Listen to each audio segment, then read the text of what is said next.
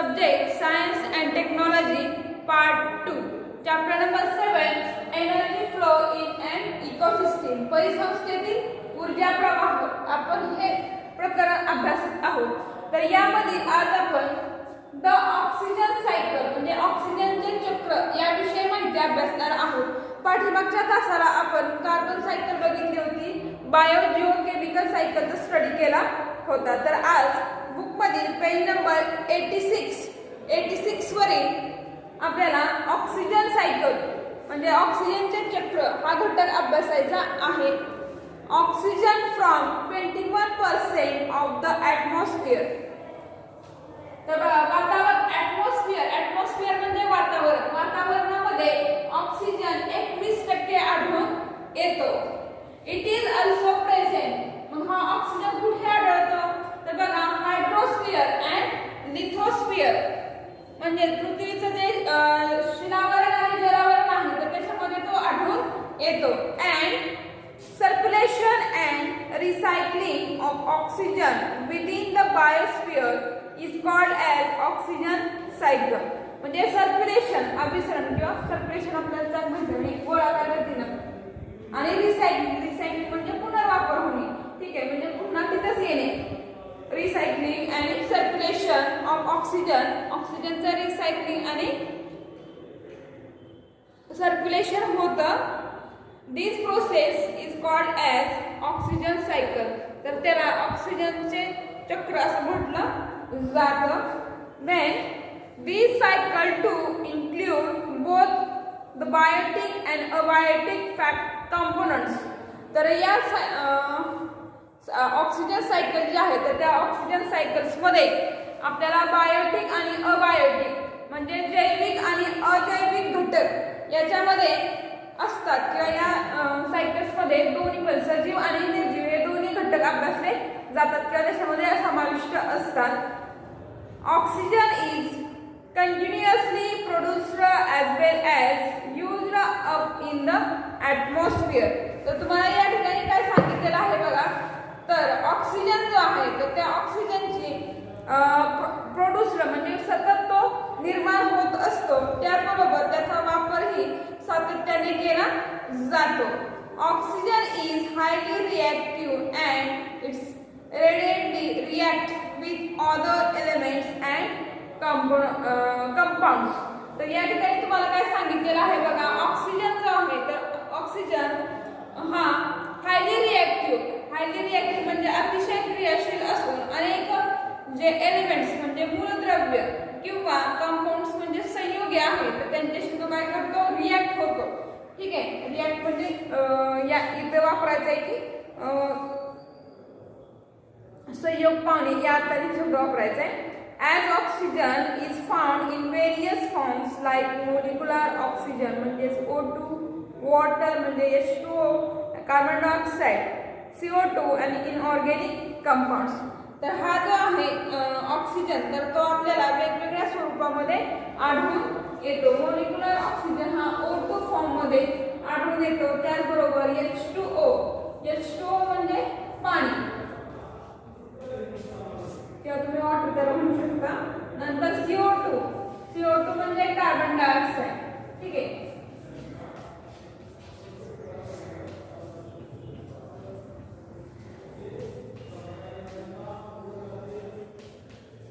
अशा स्वरूपामध्ये आपल्याला ऑक्सिजन आढळून येतो.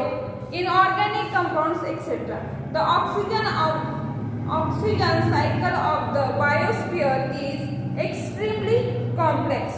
म्हणजे बायोस्फिअर मध्ये असलेले ऑक्सिजनचे चक्र जे आहे ते अतिशय गुंतागुंतीचं आहे.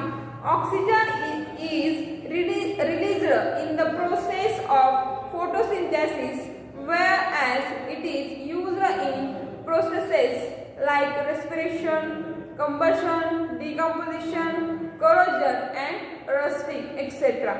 तर ऑक्सिजन जो आहे तर त्या ऑक्सिजन हा फोटोसिंथेसिस म्हणजे वनस्पतींचं प्रकाश संश्लेषणाची जी क्रिया आहे तर त्या प्रकाश संश्लेषणाच्या क्रियेमध्ये ऑक्सिजनची निर्मिती होते, सगळ्यांना माहित आहे. तर वनस्पती काय करतात, हवेमधील कार्बन डायऑक्साईड जो आहे तर तो शोषून घेतात आणि ऑक्सिजन बाहेर फेकतात. आणि ऑक्सिजन बाहेर फेकल्यामुळे ऑक्सिजनची निर्मिती होते, हे तुम्हाला सगळ्यांना माहीत आहे. ऑक्सिजनची निर्मिती वनस्पती मार्फत होते, म्हणजे फोटोसिंथेसिस प्रोसेस मार्फत होते. त्याचबरोबर ऑक्सिजन जो आहे तर तो रेस्पिरेशन म्हणजे श्वसन, ठीक आहे, श्वसनामध्ये सुद्धा त्याचा वापर केला जातो. आपण माहिती सगळ्यांना ऑक्सिजन घेतो आणि कार्बन डायऑक्साईड बाहेर सोडतो. वनस्पती याच्या विरुद्ध करतात, कार्बन डायऑक्साईड शोषून घेतात आणि ऑक्सिजन बाहेर टाकतात. त्याचबरोबर सांगितले कंबशन म्हणजे ज्वलन होण्यासाठी सुद्धा ऑक्सिजनची गरज असते.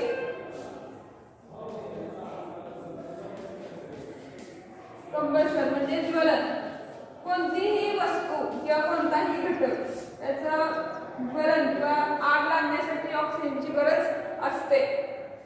त्याचबरोबर डिकॉम्पोजिशन म्हणजे विघटन, ठीक आहे, विघटन होण्यासाठी सुद्धा हवेमध्ये ऑक्सिजनची आवश्यकता असते. हवेमध्ये जर ऑक्सिजन नसेल तर वस्तूचा किंवा एखादा घटक घेतलेला आहे तर त्याचं विघटन होत नाही.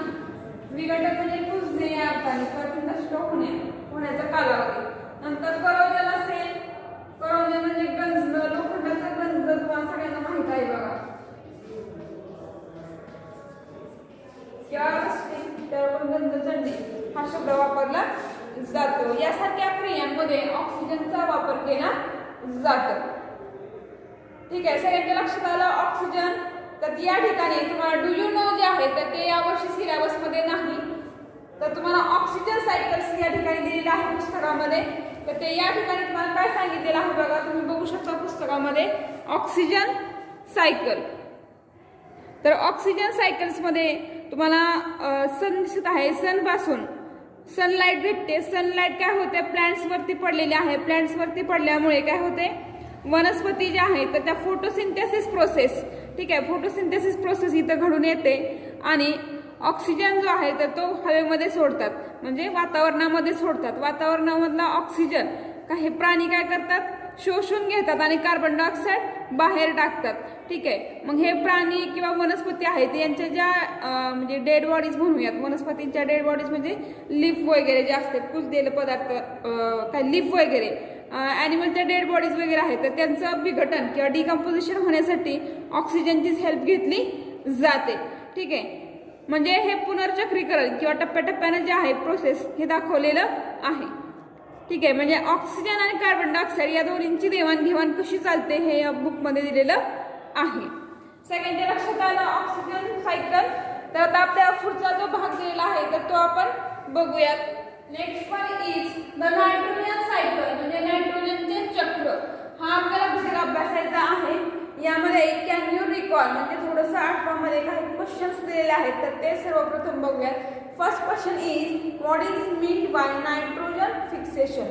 तर नायट्रोजन फिक्सेशन म्हणजे नायट्रोजनचं स्थिरीकरण कशाला म्हणायचं आहे. तर बघा, conversion of nitrogen into nitrate and nitrite, thus atmosphere, industrial and biological process is called as nitrogen fixation. Then which microbes bring about the process of nitrogen fixation. तर नायट्रोजन फिक्सेशन मध्ये कोणते मायक्रोब्स वापरले जातात अशा स्वरूपाचे प्रश्न तुम्हाला दिलेले आहेत. तर या सर्वांची उत्तर आपल्याला पुढे इथे दिलेली आहेत. तर या ठिकाणी आपण बघूयात. Nitrogen from 78% that is the maximum portion of the atmosphere. म्हणजे जे आपलं वातावरण आहे तर त्या वातावरणामध्ये सर्वात जास्त म्हणजे 78%, ठीक आहे, 78% नायट्रोजन आढळून येतो. It is necessary for maintenance of the cycle of nature. निसर्ग चक्र जे आहे म्हणजे सायकल ऑफ नेचर म्हणजे निसर्ग चक्र. तर निसर्ग चक्र जे आहे तर ते मेंटेनन्स म्हणजे व्यवस्थित किंवा सातत्य त्याच्यामध्ये राखण्यासाठी नायट्रोजनची गरज असते. The circulation and recycling of nitrogen gas into the form of different compounds through various biotic and abiotic processes in nature is called as nitrogen cycle.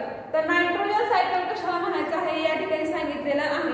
तर बघा, निसर्गामध्ये असणारे ठीक आहे. निसर्गामध्ये असणारे बायोटिक आणि अबायोटिक फॅक्टर्स म्हणजे निसर्गात आढळणारे जैविक आणि अजैविक प्रोसेसमधून किंवा प्रक्रियेमधून नायट्रोजन जो आहे तर तो वेगवेगळ्या स्वरूपामध्ये किंवा वेगवेगळ्या कंपाऊंड्समध्ये आपल्याला घडून येणारे वेगवेगळ्या कंपाऊंड्समध्ये घडून येणारे रिसायकलिंग आणि सर्क्युलेशन यामधून या पद्धतीलाच नायट्रोजन चक्र असं म्हटलं जातं. Then all organism participate in the nitrogen cycle.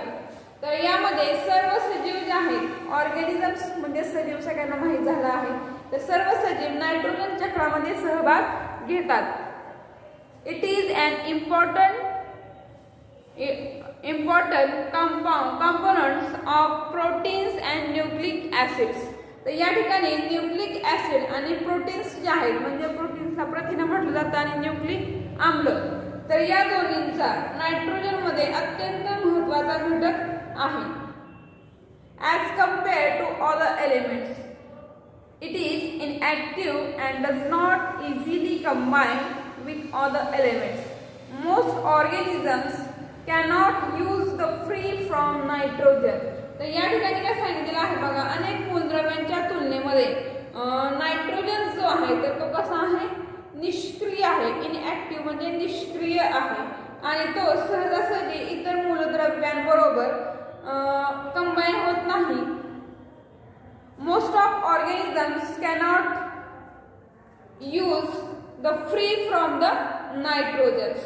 तर बघा अनेक बहुतेक जे सजीव आहेत तर त्या बहुतेक सजीवांमध्ये मुक्त स्थितीमध्ये नायट्रोजन जो आहे तर तो वापरला जात नाही. आता पुढे सांगितलेलं आहे important process of nitrogen cycle.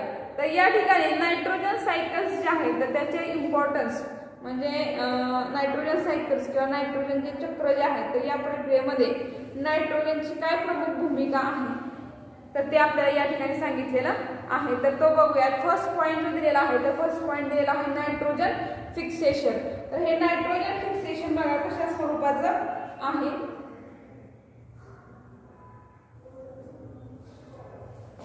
Nitrogen fixation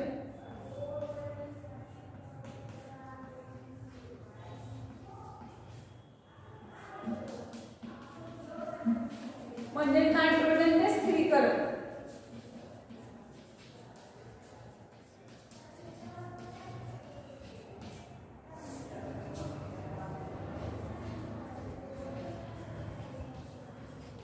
तर यामध्ये आपल्याला काय सांगितलंय बघा नायट्रोजन फिक्सेशन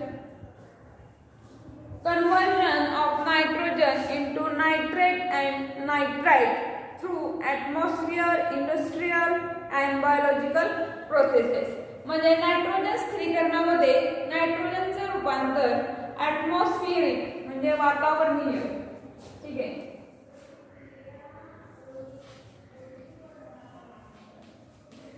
ॲटमॉस्फेरिक वातावरणीय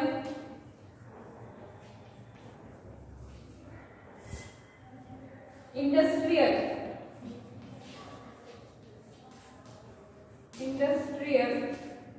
औद्योगिक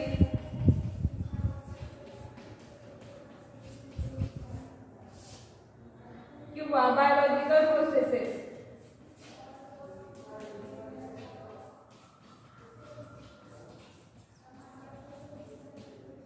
जैविक प्रक्रियेमध्ये जैविक प्रक्रियेद्वारे जे नायट्रोजन जो आहे तर तो वातावरणीय औद्योगिक किंवा जैविक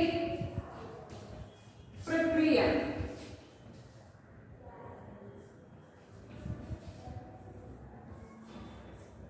जैविक प्रक्रियेद्वारे काय होतं प्रक्रियेद्वारे नायट्रोजनचं कन्वर्जन नायट्रेट आणि नायट्राइट मध्ये केलं जातं. ठीक आहे. नायट्रोजन स्थिरीकरणामध्ये ॲटमॉस्फेरिक इंडस्ट्रियल आणि बायोलॉजिकल प्रोसेस या तीन प्रोसेस मधून नायट्रोजनचं कन्वर्जन ठीक आहे कन्वर्जन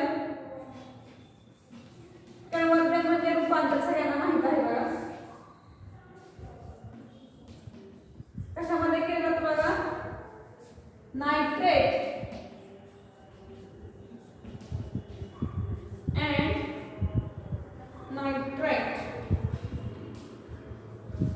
यामध्ये रूपांतर केलं जातं नायट्रोजनचं. ठीक आहे, पहिला मुद्दा सगळ्यांच्या लक्षात आला असेल. आता दुसरा जो मुद्दा दिलेला आहे तर तो दिलेला आहे अमिनोफिकेशन, अमोनीकरण.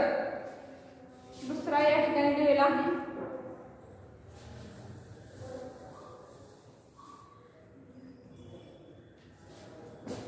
अमोनिफिकेशन.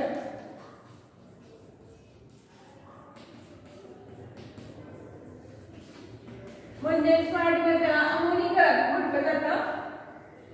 तर अमोनीकरणामध्ये बघा, release of ammonia through decomposition of dead bodies and excretory waste of organisms. तर याच्यामध्ये सजीवांचे अवशेष, डेड बॉडीज म्हणजे सजीवांचा अवशेष, आणि excretory waste of organism. Excretory म्हणजे उत्सर्जन. ठीक आहे, उत्सर्जन होणारे पदार्थ किंवा उत्सर्जित होणारे पदार्थ यांचं विघटन, डिकम्पोजिशन म्हणजे विघटन होऊन अमोनिया वायू जो आहे तर तो काय होतो, रिलीज किंवा मुक्त होतो.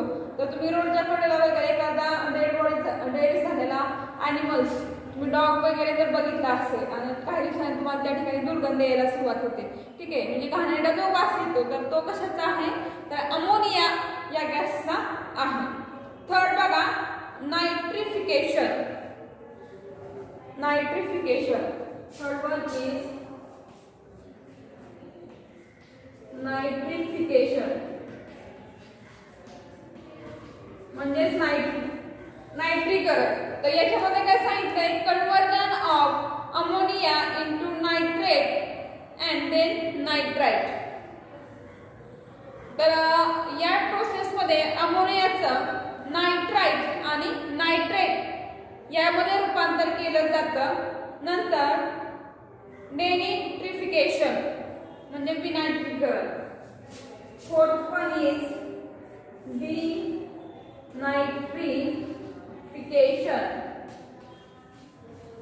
म्हणजे याच्या अपोजिट, विनायट्रीकरण केलं जातं. म्हणजेच बघा, कन्वर्जन ऑफ नायट्रोजन म्हणजे नायट्रोजनचं रूपांतर कशामध्ये केलं जातं बघा, nitrogen compounds and nitrogen compound into nitrogen cycle. म्हणजे नायट्रोजन जो कंपाऊंड किंवा नायट्रोजन जो संयुग आहे तर त्याचं रूपांतर नायट्रोजन वायूमध्ये केलं जातं. म्हणजे हा सॉलिड फॉर्म मध्ये नायट्रोजन असेल तर तो गॅसियस फॉर्म मध्ये त्याचं रूपांतर केलं जातं. ठीक आहे, अशा प्रकारे आपला चॅप्टर नंबर 7 कंप्लीट झालेला आहे. सर्वांच्या लक्षात आला असेल बघा. तर सगळ्यांनी काय करायचं, हा होमवर्क एक्सरसाइज सगळ्यांनी कंप्लीट करायचा आहे. थँक्यू.